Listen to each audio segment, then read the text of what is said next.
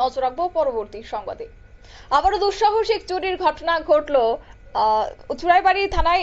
চুরাইবাড়ি ঘটনা সংঘটিত হয়েছে উত্তর জেলা চুরাইবাড়ি থানা এলাকার উত্তর ফুলবাড়ি গ্রামে। লুট, নগদ অর্থ সহ স্বর্ণালংকার। জানা গেছে উত্তর ফুলবাড়ি গ্রাম পঞ্চায়েতের 5 নম্বর ওয়ার্ড এলাকার বাসিন্দা অমিত পাল বুধবার রাত আনুমানিক 1টা নাগাদ ঘরে বসে টিভি দেখছিলেন।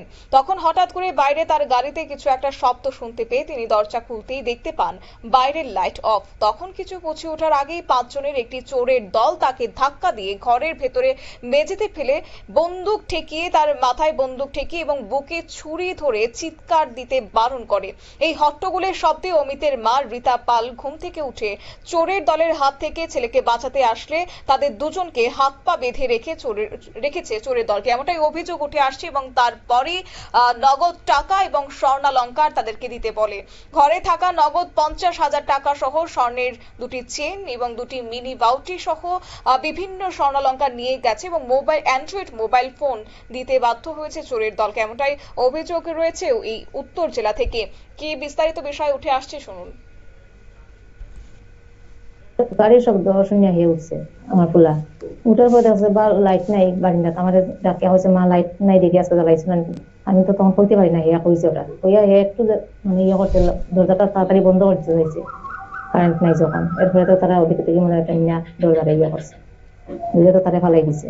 ধাক্কা মারি ফালাইয়া তারা বন্দুক ভালো টেকছে আর দুটোর মধ্যে ছুটি ছুটিয়ে বই দিছে। তখন এ মা কইয়া ডাকছে, পরে আমি তাড়াতাড়ি লেমিয়া দেখি তার এরকম অবস্থা। আর তাড়াতাড়ি আমি জাপ দিয়ে পড়ছি। এরপরে তো তারা গামছা দিয়ে মুখ বাঁধছে, এরপরে বান্ধিয়ে আমরা দুজনকে হাত মুখ বান্ধিয়ে তারা এক জায়গাতে রাখি দিছে। আমরা তারা কইলো টেকা বাইর করে দিবলে, টেকা আনছিস, টেকাতে বাইর হলি। কইলো কই টেকা আনছি, আমি ব্যাংক আমার টাকা হয়তো টেকা আনছিস কালকে। তারপরে তারা নিল সপ্তাহ খুঁজছে। 50,000 টাকা ক্যাশ নিছে আর সোনা নিছে আর 3টা মোবাইল নিছে। সোনা তো হাতের বালা 2টা, মিনি বাউটি 2টা, আংটি একটা। 5 জন তো চুরি আর তোমার বন্ধু। তারা তো গেঞ্জি আর প্যান্ট, একজনের পরনে লম্বা প্যান্ট, একজনের সবটির পরনে হাফ প্যান্ট। মুখটা তো কালো কাপড় দিয়ে বান্ধা, ওই জন্য টুপি লাগাই বানা আইছিল। আপনারা শুনলেন রীতা পালের অভিযোগ এবং তিনি জানিয়েছেন যে প্রত্যেকের মুখে কালো কাপড় দিয়ে বাঁধা ছিল, মাথায় ছিল টুপি এবং পরনে ছিল হাফ প্যান্ট এবং গেঞ্জি। শুধু একজনের পরনে ফুল প্যান্ট ছিল, কিন্তু তিনি জানিয়েছেন সব মিলিয়ে তাদের ক্ষয়ক্ষতি আনুমানিক 2 লক্ষ টাকা। ঘটনার খবর পেয়ে রাতেই ঘটনাস্থলে ছুটে আসে চুরাইবাড়ি থানার পুলিশ এবং পুলিশ একটি চুরির মামলা হাতে নিয়ে তদন্ত শুরু করেছে। অবশ্যই এই ঘটনার পর গোটা এলাকা জুড়ে একটা আতঙ্কের পরিবেশ সৃষ্টি হয়েছে। নিয়ে নিচ্ছি ছোট্ট একটি বিজ্ঞাপন বিরতির, সঙ্গে থাকুন।